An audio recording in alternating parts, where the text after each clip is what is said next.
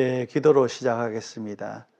성부와 성자와 성령의 이름으로 아멘. 주님, 당신의 자녀라면서 성경 말씀에 별 관심이 없었던 일을 용서하소서.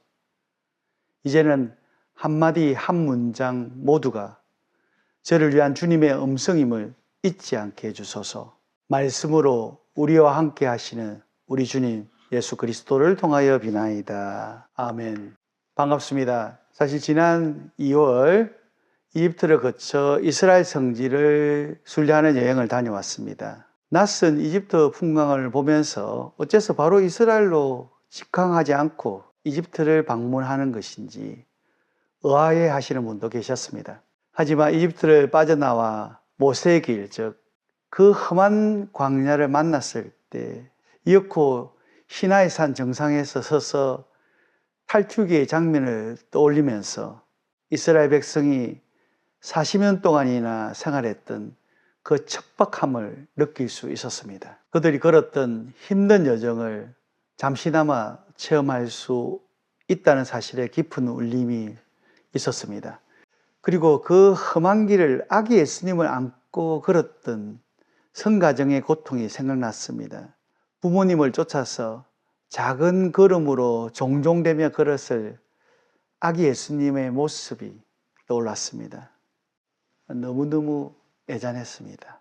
마음 깊이 이런 이야기를 들려주고 있는 성경이 정말 고마웠습니다. 성경은 진정한 하느님의 마음임을 깊이 새길 수 있었습니다. 만약에 하느님께서 성경을 선물해 주지 않으셨다면 예수님은 그저 우리에게 추상적인 대상에 불과했을 것입니다. 하지만 성경이 있기에 뚜렷하고 선명한 예수님의 삶을 알 수 있고 인류 역사 안에서 살아계셨던 분, 지금도 우리와 함께 계시는 예수님을 분명히 느낄 수 있었습니다. 생각할수록 성경은 우리에게 주신 최대의 축복임을 고백하게 되는 것입니다. 때문에 저는 이번 성지순례를 체험하면서 이스라엘 순례를 계획하시는 분들께 이집트에서 출발하는 이스라엘 순례를 적극적으로 권해드리고 싶습니다. 이집트에서 무럭무럭 자라난 아기 예수님의 웃음소리를 듣고 친구들과 좁은 골목길을 달렸던 어린 예수님의 뜀박질 소리도 듣게 되시길 바라는 것입니다. 우리가 그분을 기억하고 그분을 느끼고 그분과 함께 지낼 수 있도록 돕는 성경을 더 잘 알아서 주님께서 주시는 말씀의 진가를 충분히 맛보고 살아가기를 원하는 것입니다. 그런데 우리 대부분의 신자들이 성경 읽기를 너무너무 힘들어합니다. 어쩌면 제가 걸었던 그런 광야 체험보다 더 힘들어하는 것 같아 마음이 아픕니다. 이는 성경 읽기를 공부라고 오해하는 까닭이 아닌가 싶습니다. 그러면서 저는 성경 공부라는 말을 들으면 속상합니다. 제가 원래 공부를 별로 좋아하지 않거든요. 친하지도 않습니다. 공부라는 말만 들어도 졸리고 골머리가 지근지근한 거지요. 저는 우리 신자분들이 성경이 정말 재미하고는 상관없는 책이라고 여기게 되는 데는 먼저 성경 공부라는 말에 질렸기 때문이 아닐까 생각해 봅니다. 또 구약, 신약 성경 공부를 다 마치면 마치 성경의 도가 튼 것처럼 생각하게 만든 탓도 있으리라 짐작해 봅니다. 물론 그렇다고 성경 공부가 필요 없다는 말을 하는 것이 아닙니다. 성경 공부는 꼭 필요합니다.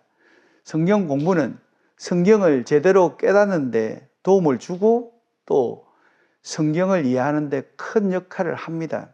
그렇지만 저를 포함한 대부분의 사람들이 공부에 소질이 없지 않습니까? 그렇다면 별로 흥미를 돋구지 못하지요.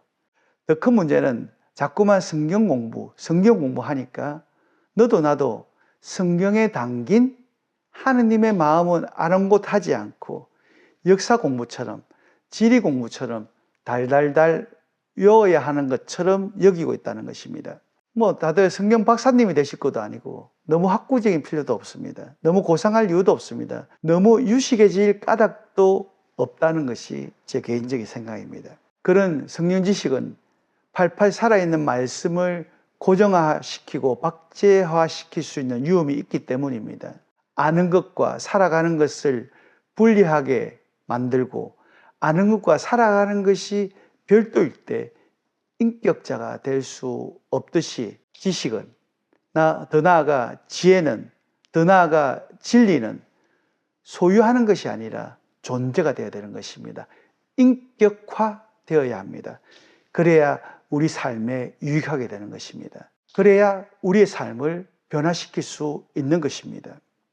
주님께서는 성경을 많이 아느냐고 묻지 않고 주님께서는 성경을 어떻게 읽었느냐라고 물으실 것입니다. 이것이 예수님의 독서법이기 때문입니다.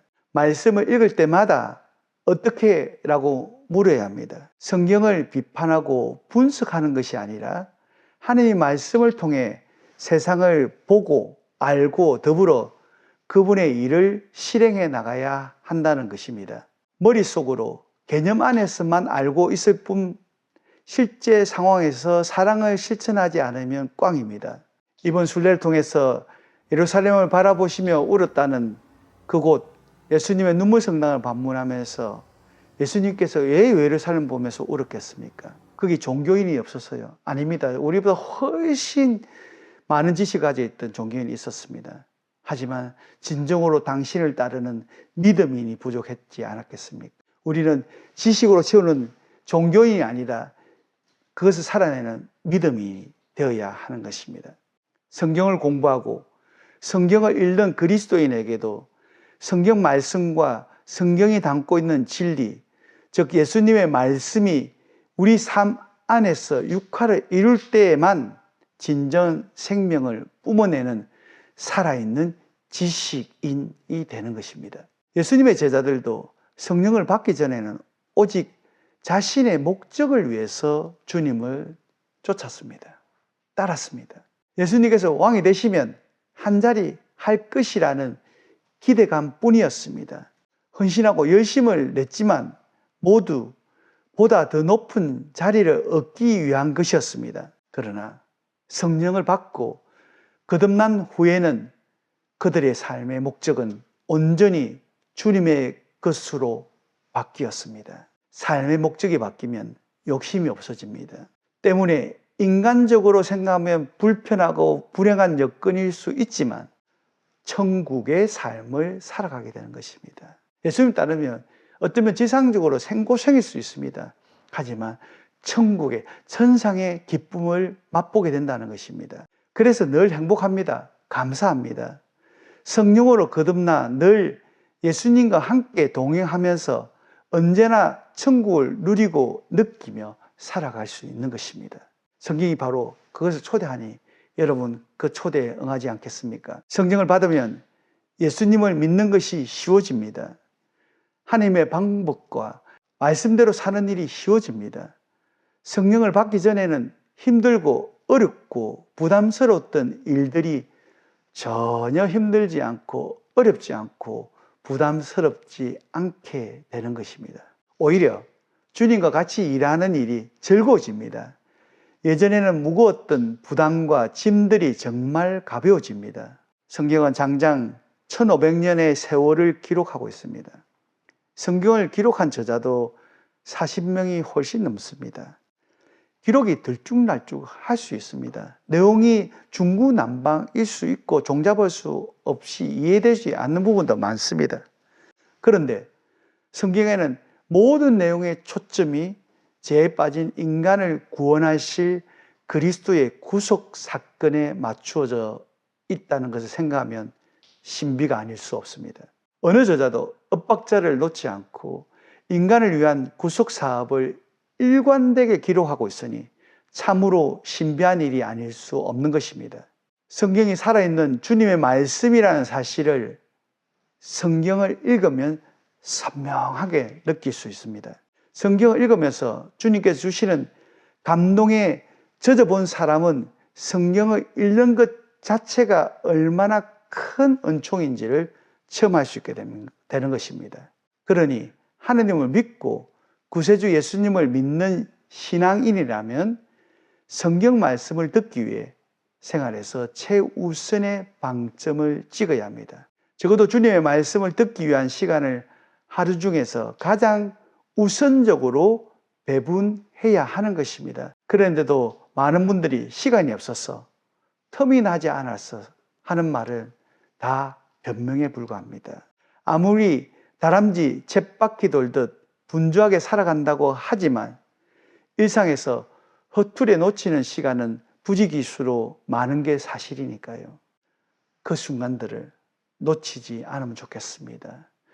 하느님의 시간을 헛되이 사용하지 않으면 좋겠습니다. 어느 틈에나 읽을 수 있게 성경을 늘 곁에 두시면 좋겠습니다. 시시한 잡담이 오갈 때에도 얼른 한 줄 읽어내려고 하는 그런 열정과 노력과 정성이 필요한 것입니다. 장담합니다. 주님께서는 그 마음을 보시고 그 원인을 대견해 하시며 그 사랑에 감격하십니다. 지금 내게 꼭 필요한 응답을 듣도록 도와주실 것입니다. 못 믿겠습니까? 그러면 직접 해보는 것이 제일이지요. 무엇보다 먼저 성경을 읽는 시간을 챙기는 게 우선입니다. 틈이 날 때마다 성경을 펼치며 지내는 것입니다. 그래도 응답이 없다? 그건 순전히 예수님 책임입니다. 그러니까 성경 말씀으로 주님께 따질 수 있습니다. 큰 소리 치면서 항의하셔도 좋습니다. 그런 불상사가 일어나면 저도 매매 따져드리겠습니다. 정말로 약속합니다. 제가 이렇게 큰 소리 치는 이유가 감이 오지 않습니까? 그렇습니다. 저는 여태껏 성경을 아무리 읽어도 답답하기만 하다거나 아무것도 되는 일이 없다거나 신경질 나고 짜증이 난다거나 하는 분을 본 적이 없습니다. 모두 정말로 한결같이 이구동성으로 말씀하십니다. 너무 좋아요. 정말 좋아요. 너무너무 행복해요. 정말 감사해요. 이렇게 기쁘고 좋고 감사하고 행복한 걸 놓칠 이유가 무엇이겠습니까? 이번 사순 특강에 저에게 성경 강의를 해달라는 가톨릭 신문에 저는 감사합니다. 이렇게 여러분에게 성경의 소중함을 지겹지 않고 정말 재밌는 책인 것을 말씀드릴 수 있는 기회를 또 주셨기 때문입니다. 진리가 아닌 것은 진리가 들어오면 사라지게 되어 있습니다. 우리의 삶이 주님의 것이 아닐 때도 주님의 것으로 채우기만 한다면 주님의 뜻이 아닌 모든 것은 사라지게 되어 있습니다. 기쁨이시고 사랑이시고 행복의 원천이신 진리의 주님을 만나기에 내 안에 있는 오만 가지가 다 사라지고 변화하게 되는 것입니다. 그래서 열심히 미사에 참여하는 사람은 우선 행동 거지가 달라집니다. 늘 성경을 읽을 때 삶이 변화되지 않을 수 없는 것입니다. 성경의 말씀을 품고 살아가는데 하나님 말씀이 우리 안에 생생히 살아 움직이는데 성경이 들려주는 위대한 연자처럼 변화되게 되어 있습니다. 즉각적인 변화를 일으키게 되어 있습니다. 세상에서 선포되는 하나님의 음성을 듣고 살아가는데 어찌 변화되지 않겠습니까? 나아가서 이웃을 변화시키고 세상을 변화시킬 수 있는 힘을 갖게 되는 것입니다. 이것은 우리가 슈퍼맨이 된다는 의미가 아니라 악에 빠져 힘들고 험한 세상을 대하는 마음이 달라진다는 것입니다. 세상 돌아가는 꼴이 한심하다고 헌담하고 분노하고 힘들어하거나 괴로워하는 것을 넘어서 주님처럼 사랑으로 바라보며 연민으로 대할 수 있게 된다는 얘기입니다. 이것이 그리스도인의 변화된 삶입니다. 그리스도인은 자신이 처한 환경 안에서 자신의 삶을 조정할 수 있는 지혜를 갖습니다. 쉽게 말해서 하느님 관점 안에서 바라볼 수 있는 눈을, 신앙의 눈을, 신앙적 감각을 가지게 된다는 것입니다. 내가 아는 것, 내가 알고 있는 것, 내가 짐작하는 것들은 내가 지닌 한계에 붙잡히는 것입니다. 때문에 우리의 얕은 지식과 거릇된 판단이 하나님 뜻을 거슬릴 수 있습니다. 여기서 우리는 우리와 철저하게 다른 하느님을 깨달을 수 있는 것입니다. 하느님께서는 언제나 세상을 긍정하신다는 점입니다. 그래서 하느님을 아는 사람은 세상을 보는 관점이 변화되어서 힘든 가운데서도 평화를 누리게 되는 것입니다. 내 자신의 생각을 넘어서 하느님을 믿고 의탁하며 긍정하는 힘이 생기기 때문입니다. 하느님은 늘 우리의 삶을 긍정적으로 바라보고 계십니다. 정말 우리를 사랑스러운 눈으로 바라보고 계십니다. 그래서 끊임없이 우리에게 평화의 은총을 쏟아부어 주고 계십니다. 그 평화를 빼앗기지 않는 참 행복의 주인공이 되시기를 이 방송을 듣는 분 모두에게 축원합니다. 성경을 읽는 것은 지식을 쌓기 위해서 열공하는 것이 아니라 내 내면의 변화를 일으켜 새 삶을 살아가기 위한 것입니다. 말씀이 내 삶에 힘이 되고 피가 되도록 해서 전혀 새로운 피조물로 거듭나게 하는 것입니다. 하나님 마음을 헤아려 하나님 뜻에 투신할 수 있는 에너지를 공급받기 위한 것입니다. 성경은 가장 진솔한 하나님 음성을 들려주고 지금 현재 당신의 사랑을 깨닫게 해주기에 하느님의 부르심을 분별하는데 가장 좋은 방법은 성경을 읽는 것입니다. 그러기에 성경을 읽고 묵상하면 하나님처럼 생각하는 것이 가능해지는 것입니다. 그리스도인을 살아간다는 것은 내 생각에서 벗어나서 하나님 생각처럼 하나님 뜻을 실천하면서 살아가는 게 아니겠습니까? 나아가서 하나님 마음을 헤아려 최대한 그분의 뜻에 어긋나지 않도록 행동할 수 있게 됩니다. 성경은 다름 아닌 하나님처럼 살아가는 방법을 알려주는 집신서입니다. 성경은 성령의 감화로 기록된 하느님의 책입니다.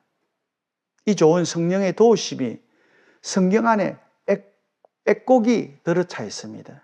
그리스도인의 소명은 언제나 기쁨입니다. 주님께 주신 삶 안에서 숨은 기쁨을 찾아내도록 성경이 돕고 있습니다. 여러분 기쁘지 않습니까? 그러면 성경을 읽으십시오. 성경 안에서 평화와 기쁨을 찾아내십시오. 우리의 작은 생각과 성경을 읽으려는 작은 발돋움이 우리의 시각을 그분의 눈으로, 그분의 가슴으로 변화시켜 주실 것입니다. 성경은 성령의 은총을 간직한 하늘의 책이기 때문입니다. 성령과 친해져서 성령으로 거듭나는 은총 가득한 축복이 있기를 바라며 이 강의를 마치겠습니다. 기도드리겠습니다. 성부와 성자와 성령의 이름으로 아멘. 성경을 읽는 것이 단순히 독서가 아님을 깨우쳐 주시니 감사드립니다. 주님, 성경을 통하여 당신을 더 자주 찾아 친해지고 싶습니다. 저희의 이 바람을 축복하시고 저희 삶이 아름답도록 도와주십시오. 지치지 않도록 믿음으로 당신을 향해 나아가도록 이끌어 주십시오. 늘 저희가 원하는 것보다 더 크게 베풀어 주신 우리 주님 예수 그리스도를 통하여 비나이다. 아멘. 성부와 성자와 성령의 이름으로 아멘. 감사합니다.